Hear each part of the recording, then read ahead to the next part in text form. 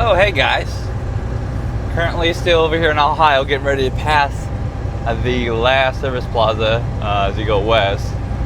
Uh, Indian Hill or something like that. Look at them prices.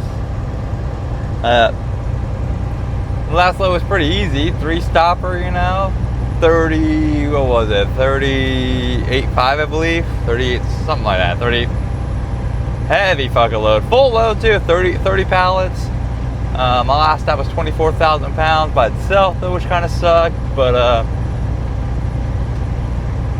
I mean, it was an easy load. The only thing that made it hard is, well,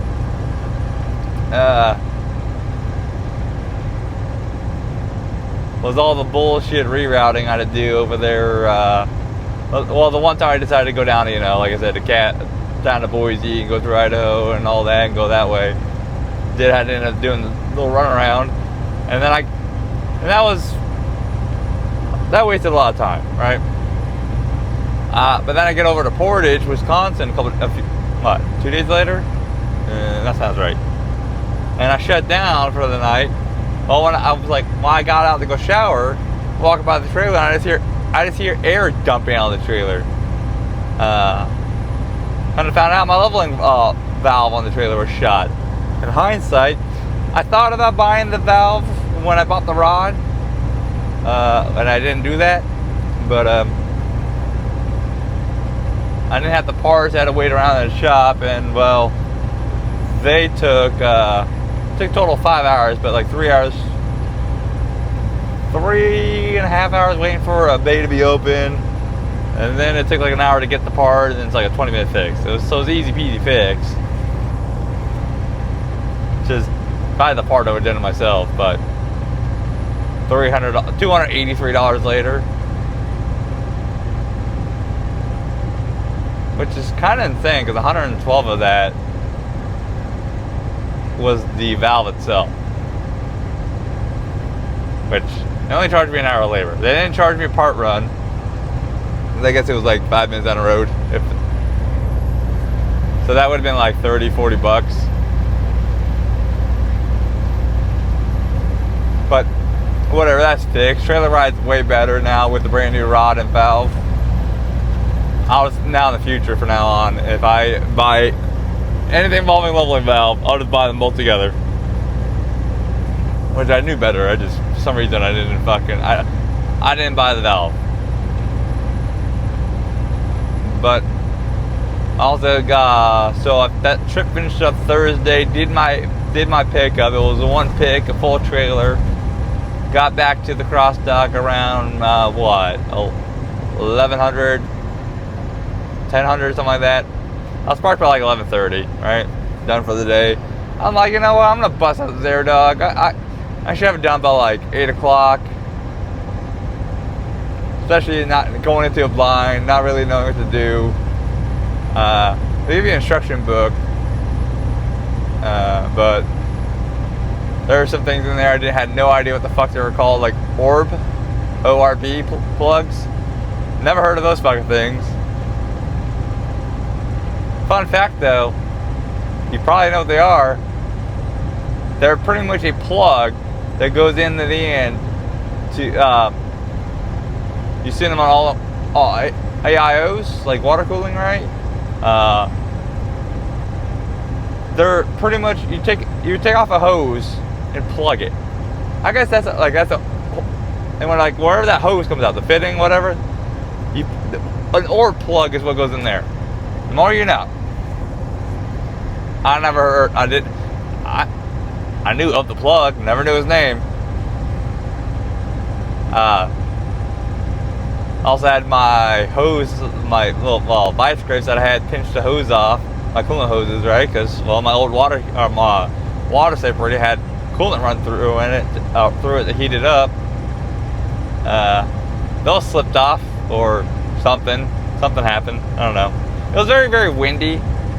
Believe it or not, I was under tornado watch, which is kind of insane, considering I was in Massachusetts, but. It definitely was windy. It was gusty enough that if I was like crouched down like on the balls of my feet. Good enough gust to throw me off balance. So it was pretty windy. So, but I ended up having to like order more coolant because the clamps fell off, lost some coolant. Had to buy some more tools I didn't have. I had to buy zip ties because I didn't realize it ran out. So I ended up having to do like 3 different Walmart orders. Thank God for Walmart delivery, right? It ended up taking a day and a half. Wow. Okay. Let me rephrase. If you take away like the 3 hours of waiting on the Walmart orders, right? It really only took like 6.5 hours. Which, experienced shop pretty much, like the Volvo shop that I use, they say 4 hours where they could do it. So 6.5 hours for inexperienced first time, I don't think it's too awful. Because if you do 6 hours times 160, you know, like let's say you take it to a TA, right, or just a big chain truck stop, right, average labor rate, it's over $900 right there. So, but it's on. It's been running, for second day now. And really, all I did Friday was I had to hook up one more hose, but I had to wait till the hydraulic shop opened Friday morning to go get some plugs. And I left my drill at home, so they did took a couple pieces of trim over there. They drilled them out for me. They did. They gave me. I bought some fittings for the hose. I put them on myself. That was $20. The drill work was free. They didn't charge me. Like I said, it was like a little plastic switch and a rubber grommet for my pass-through for the firewall. But I did all the wiring myself. And granted, I still need to clean shit up, right? I was in a dirt lot with no shower, so it's not like professional looking install with the wiring, especially underneath the hood. Because eventually I'm gonna like, I don't know, sometime in the summer I'm gonna replace all the coolant hoses, so I'm gonna like end up rerunning the one fuel hose that goes from the driver's side over to the passenger side. Because yeah, there was a new hose, fuel related hose I actually had to install, right? So I kind of had that loosely installed, whereas it's tucked away. It's not going to get in the way of anything, right? It ain't going to catch shit off the ground, but it's not cleanly, tucked away. And that's because I know I'm going to go in there anyways and start ripping out coolant lines to replace those. And I don't want to do the work twice, right? Because I would have to fucking cut zip ties and work around this anyways and tuck it away. So once I rip out those coolant lines, it's going to be more tucked into the frame and behind those hoses. Because like I said, I could have gotten into the truck. Well, I mean, I think I could have. But I had no shower, and there's a dirt lot. And very windy. No thank you. I don't have coveralls, right? I was already dirty enough of rubbing against the truck. And so I wasn't really looking to get involved in that too much. Same thing with wiring, right? The wire harness. I ran it up. Oh, thanks, radar. I ran it instead of dropping down and going like hugging underneath the sleeper and running along the frame rail on the passenger side, right? I ran it up to the condenser lines, the AC condenser lines, and over and tucked it around the air filter housing and dropped it down that way. But that's temporary, right? I didn't want to get underneath the truck. Initial fucking response is I've noticed improvement in some things. Only 791 miles in so far, and I definitely noticed an initial improvement. I'm really curious what it's going to be over a month long.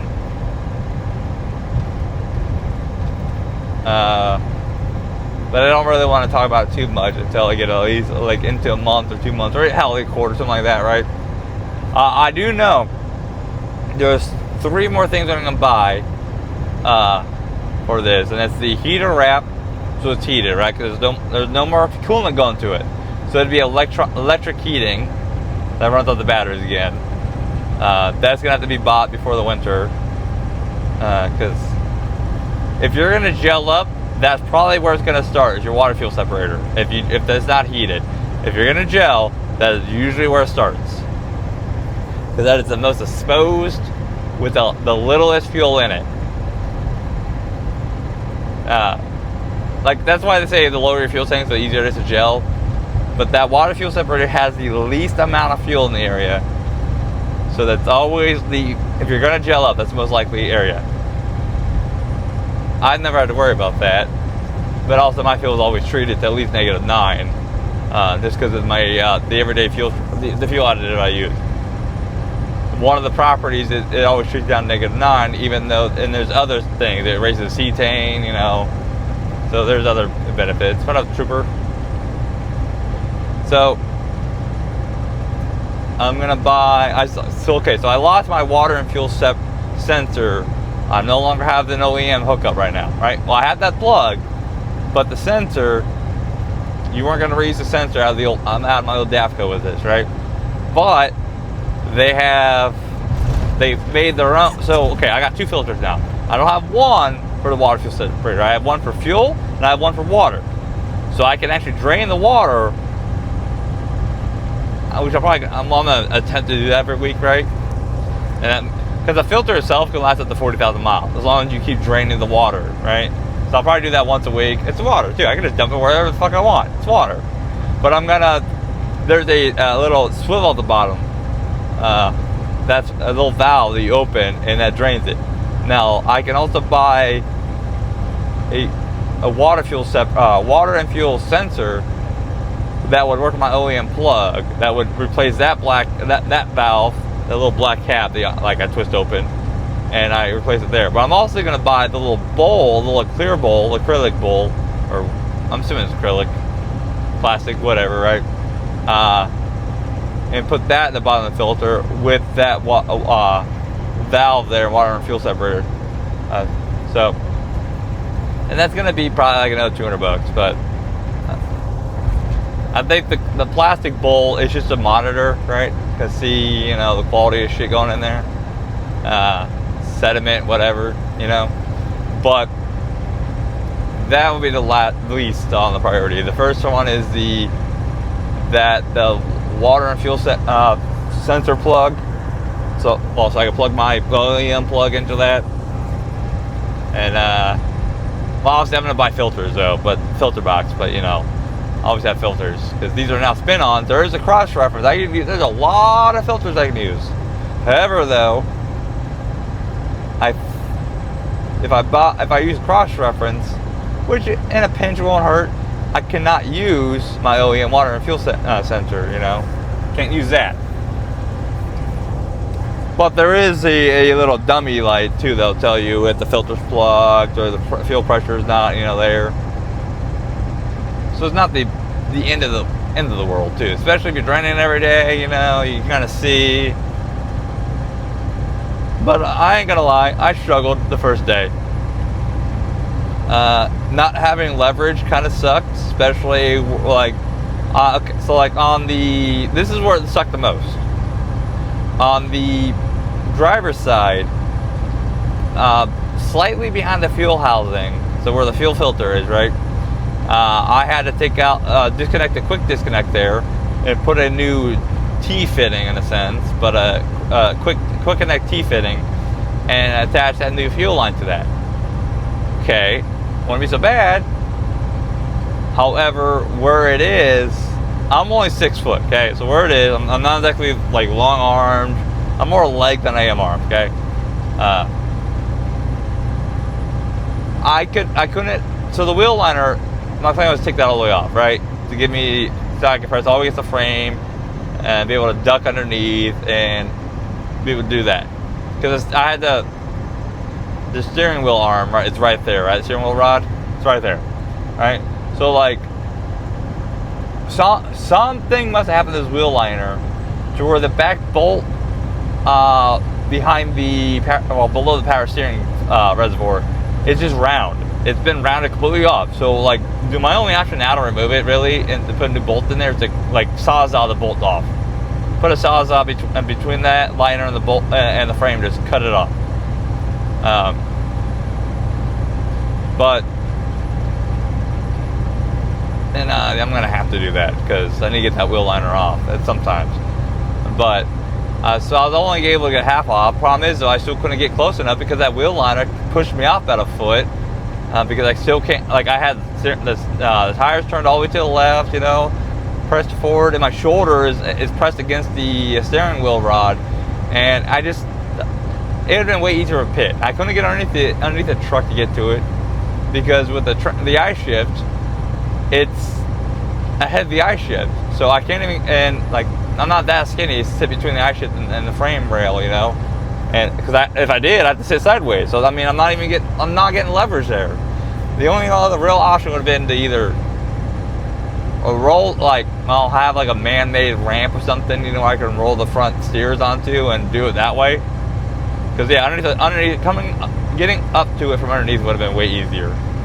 But that wasn't an option. So I didn't have a pit either, obviously. So the pit would have been the easiest, standing up and be able to reach right above me. That would have been the best leverage. But that was a pain in the ass, especially when you have factory tied down like fuel lines, so you don't have a lot of slack. You're not sure where they'll zip tied to. You can't get to it. Yeah, it wasn't fun.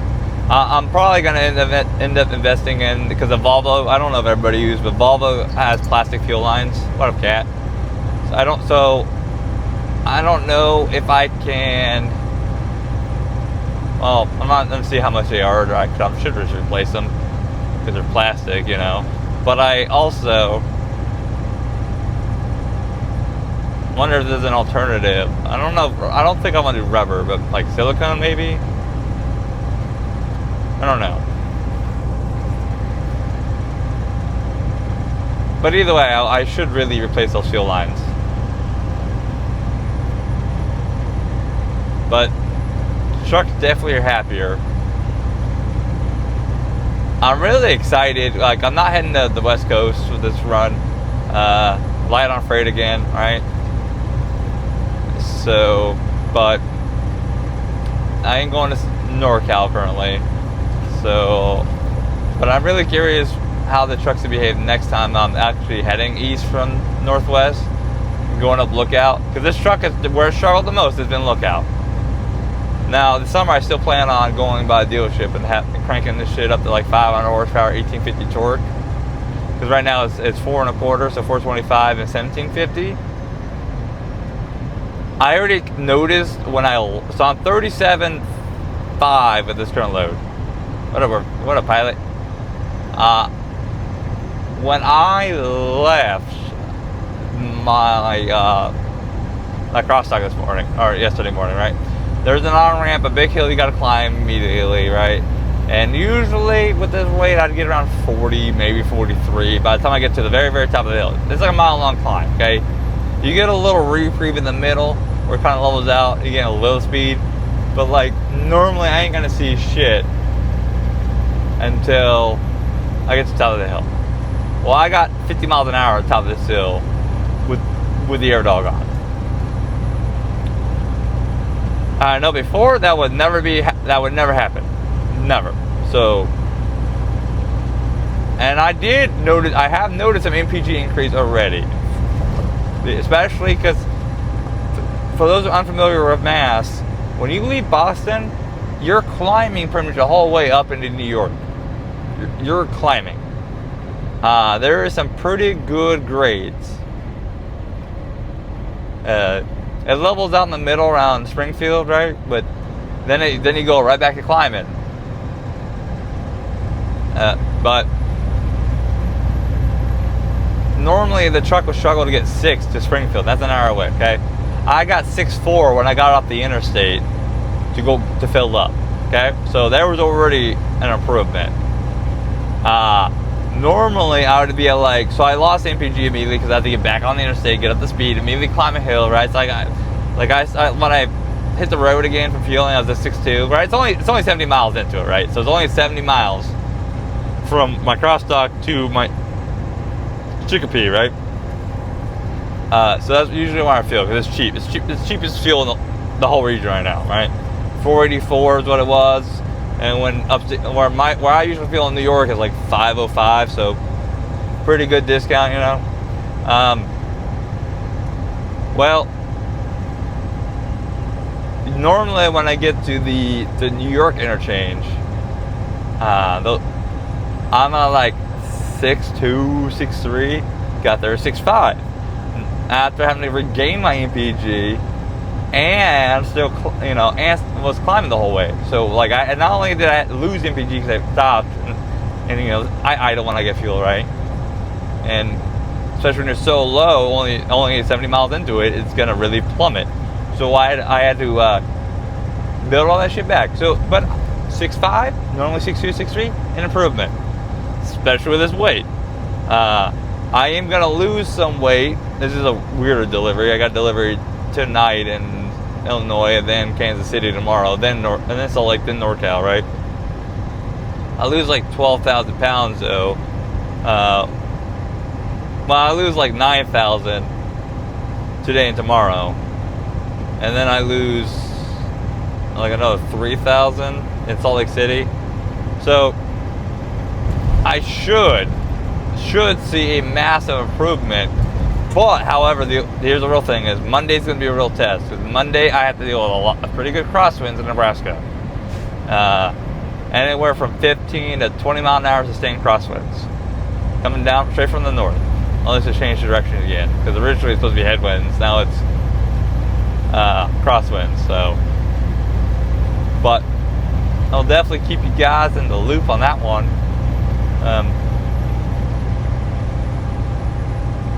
Let's see. It cost me. I got it on sale with Matt's. It was like $930 for free shipping. It's got a 4-year warranty. So there's that. But you guys stay safe out there. Catch you next time. Bye.